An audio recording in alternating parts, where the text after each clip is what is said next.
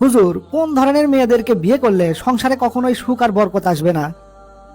6 প্রকারের নারীকে বিয়ে করলে সংসারে কখনোই সুখ ও বরকত আসবে না। 1. আন্নানা। আন্নানা হলো সেই নারী যে সব সময় হাই আফসোস করে এবং অলস, অসুস্থতার ভান করে বসে থাকে। এমন নারীকে বিয়ে করলে সংসারে কখনোই বরকত হয় না। 2. মান্নানা। মান্নানা হলো সেই নারী যে সব সময় তার স্বামীকে বলে, আমি তোমার জন্য এই করেছি, সেই করেছি, হ্যান করেছি, ত্যান করেছি, ইত্যাদি ইত্যাদি। 3. হান্নানা। হান্নানা হলো সেই নারী যে তার পূর্বের স্বামী বা প্রেমিকের প্রতি সব সময় আসক্ত থাকে। 4. হাদ্দাকা।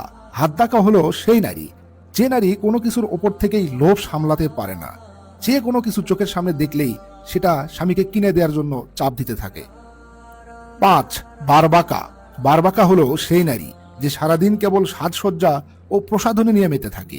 এই বারবাকার আরেকটি অর্থ হচ্ছে এমন একজন নারী যে খাবার সময় রাগ করে উঠে চলে যায়, পরে একা একা খায়। এবং 6. সাদ্দাকা। সাদ্দাকা অর্থ সেই নারী যে সব সময় বক বক করতে থাকে। তাই বিয়ের ক্ষেত্রে সর্বদাই দিনদারকে প্রাধান্য দিতে হবে। তবে দিনদারিকে বিয়ে করতে চাইলে নিজেকেও সত্যের পথে থাকতে হবে, নিজেকেও দিনদার হতে হবে। ঠিকই বলেছেন হুজুর, আমরা নিজেরা যদি দিনদার না হই তাহলে কখনোই দিনদার স্ত্রী পাওয়া সম্ভব না।